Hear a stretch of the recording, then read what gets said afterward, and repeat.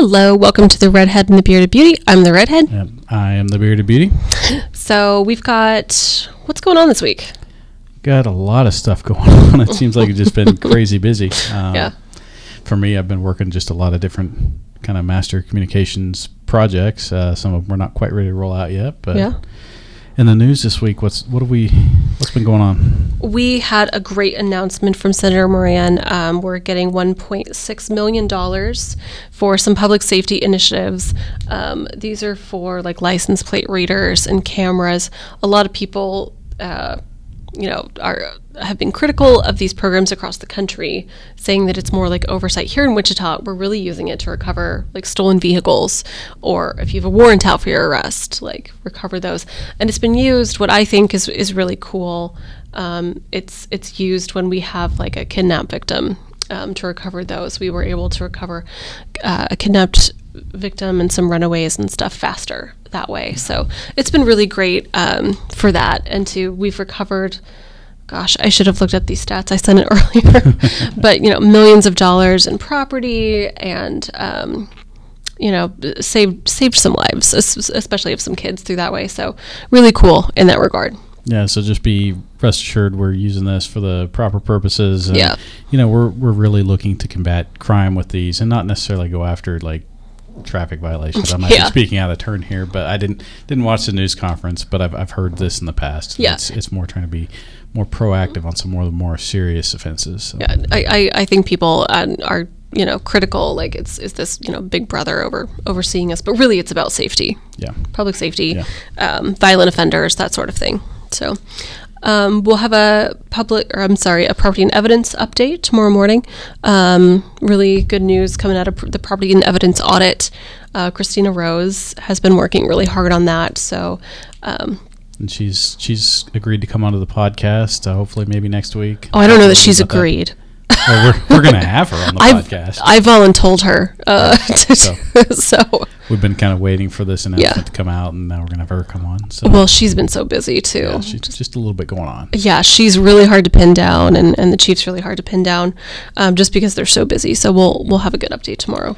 Speaking of new chief, I mean, everybody here knows this. Yeah. We have a new police chief starting here in December. He's going to be visiting this week, and we kind of argued with WPD who was going to host the podcast that had the new chief. And, we gave way to WPD and let Coffee Break kind of host him. So yeah, that's going to be exciting. So just do some fun Q&As with him this week, but we are going to do something more in depth with him when he starts. There were questions from the forum that we didn't have time to get to, so we're going to answer some of those. If you have other questions for the chief, you can write us at social@wichita.gov. For our two outside of City Hall watchers, listeners. Yeah, two people outside that may not even live in the city limits. But yeah. So those are our big things. Yeah. Going on this week. A lot going on. A lot of fun stuff approaching holiday season. Real quick, Halloween's right around the corner. Got some Halloween safety tips. So, make sure to wear bright colored clothing. Go in groups with other people. Make sure you're looking both ways before you cross the street. And those that are driving, make sure you're looking out for kids. There's going to be kids running around. It's like just want to go to the next house down, aren't really paying attention to what's going on. So just be aware of your surroundings. Non-flammable clothing, only go to houses with porch lights on, all that stuff. This is an uncomfortable safety tip, but it's one that the sheriff's office puts out every year. But just check that offender list too. Yeah. Just earmark the offenders around town to make sure that you're not going somewhere you don't want to go. Very good. Yeah. What are you going as Halloween this year? We do have a Halloween party. So Jason got excited. He's going to go as DB Cooper, and I am the flight attendant. Very nice. Yes. Very nice. So, yeah. Yeah. I don't know if going out with the girls, if we're going to really dress up this year. Last year we were peanut butter and jelly. Oh, that's cute. Teletubbies the year before that. That's adorable. I did a Halloween party earlier, not Halloween, but like a 70s theme party earlier a week ago, and had to dress up in 70s theme. So nice. I wore all white, and somebody's like at the party was like, "Hey, is that supposed to be 70s?" And I'm like, I guess I missed the mark. So, most importantly, what is Rose going to be for Halloween? Does she have a costume? Rose is going to be a giraffe. Oh, that's adorable. Yeah. Pictures next time. Yes, actually, I probably have pictures I can put on the screen now this time because we did trunk or treat at the school this last week, and so she she made an appearance there. That's awesome. I like seeing dogs and babies dressed up. Yeah, she was not a fan of the little hat, with the giraffe head, but she wore it long enough to get a picture. So, yeah. All right, so I know we have a hard stop. Yep. We have Brooke, who's with Lead for America. She's one of our fellows too. She's working on our food system master plan project and our food and farm council. So we're going to bring her on. Yeah, we'll take a quick break and I'll be right back with Brooke.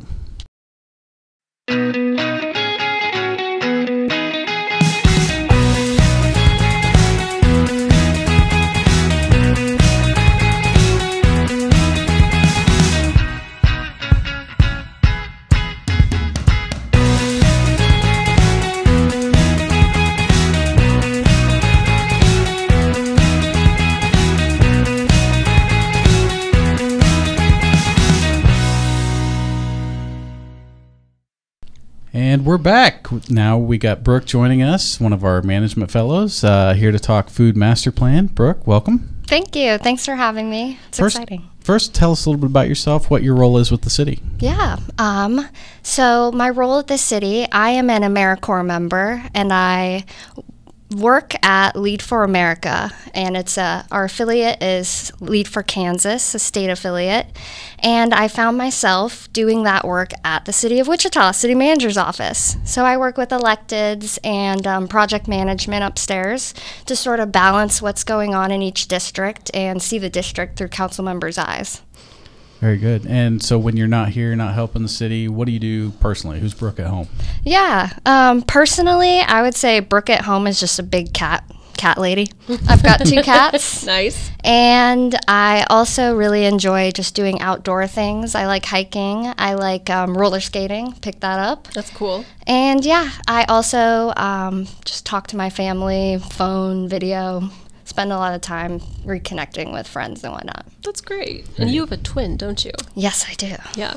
You posted a picture of her on Facebook, and it said something like, "Oh, you're doing great things." And I thought it was just a picture of you, and I was like, "Good for you for hyping yourself up." Shameless plug. Yeah. So, which one's the evil twin? It depends who you ask, but if you ask me, it would be me. Very nice. At least you're honest. Yeah.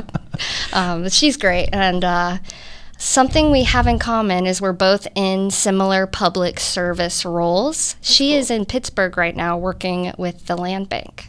Oh, that's really neat. Yeah, and we've just started establishing our own land bank at the City of Wichita, so it's very exciting. That's awesome. Yeah. Very cool. All right, we like to kick these interviews off with a little game called Two Truths and a Lie. Do you have 2 truths and a lie for us? I do. All right. One of my truths was that I was a twin, oh so gosh, I will use something different. I'm sorry. So here you go for mine. I am a Wichita native. I graduated from Ohio State University, and my favorite food is pizza. You are not a Wichita native. You are not a Wichita native. That is correct. Technically, isn't the second one a lie, too? Because it's not Ohio State University. Isn't it the Ohio State University? That's correct. Yep. And we Sorry. just trademarked the very recently. The Caught me in 2 lies. One truth. Man. Yeah. I'm actually from Granville, Ohio, and grew up and went to school in Columbus. Very good. So cool. Still in the Midwest, though. Very much, Midwest girl. But now I'm in Kansas and actually in the middle of the United States. Ohio is very not Midwest. We'd say Mid-East. I don't know. But yeah. Very neat. All right, how about you? All right, so mine are about food deserts. So food insecurity can be linked to increased rates of diabetes. 23.5 million people in the U.S. live in food deserts. And the only important thing to ending food deserts is just giving people more access to healthy foods.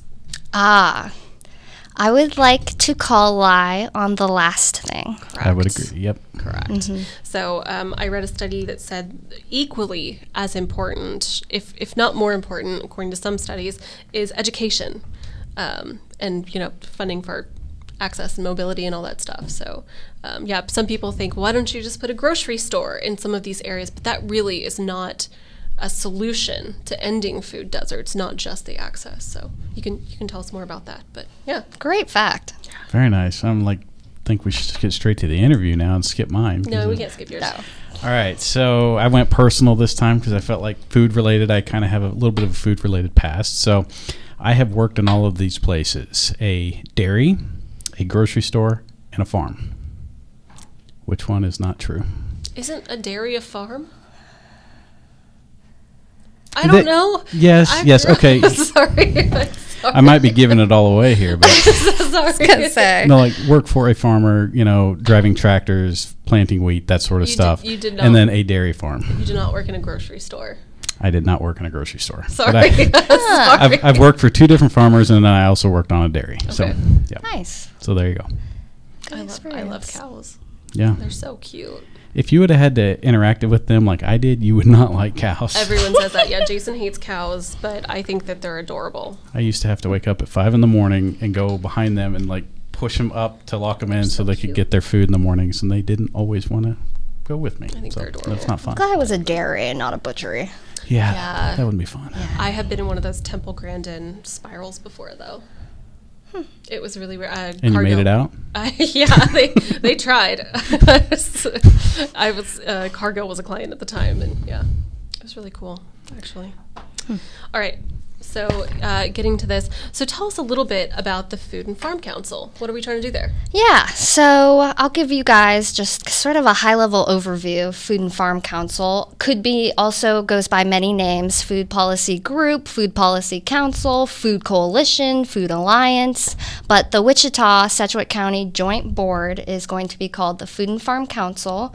We are looking for 14 publicly appointed members from the Sedgwick County, Wichita area. And something interesting that I learned recently is kind of how those districts overlap with commissioners and city council.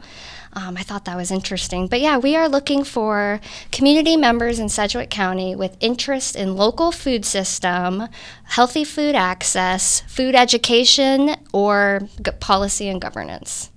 A very broad range, and we're really just looking for those passionate about making a difference in the food landscape for those who may not have the same access as others. Yeah. Very nice. What are going to be some of the goals of this coalition? What are things they're going to try to accomplish? Yes, that's a really good question. So I would say, before I get too into the goals and what they're trying to accomplish, the main framework we'll have for our Food and Farm Council is the Food System Master Plan. Created after nearly a year's worth of public engagement, it has prioritized 3 goals: healthy access, local food economy, growing that, and then supporting coordination and education of food system stakeholders. This board I would see as a trusted community source for that education and for those stakeholders to start talking together and start working and collaborating together. I would also say that our Food and Farm Council may be able to take on some of these more causal relationships.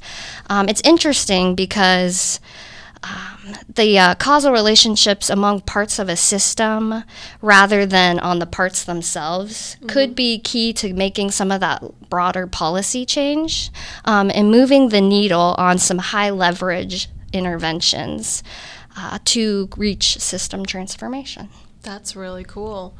So the goal isn't to, like we talked about, some people just like, well, just open a grocery store downtown. Just open a grocery store in this area. And we as government are pretty limited on how we can do that. But this gives us more of an outreach tool to do some of those other components that help end food deserts. Exactly.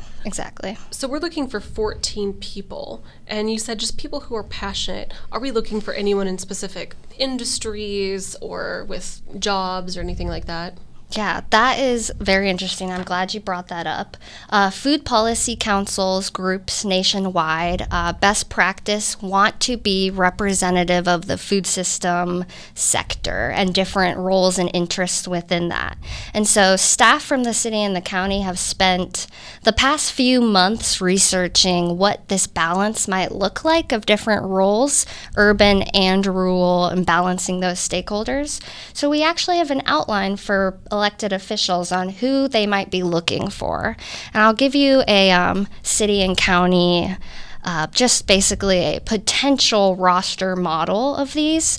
And for the city, we are looking for urban food production, urban food retail, emergency food assistance, food justice or equity groups or organizations within those, food distribution, institutional food purchasing, and food systems health community development coalition or group. That's really great. And at the county side, we're trying to get that urban-rural balance and look for rural food production, rural food retail representation, small food processing, natural resource conservation, workforce business development representation, and training and education.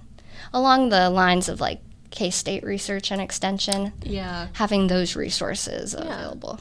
So and these people do not have to check these boxes, but it is recommended they do. Hopefully, the more people that learn about the Food and Farm Council, the more effective it can and has the potential to be. So we might not find these people off the bat, but there are different tools the board can use to also reach those voices, maybe not as engaged.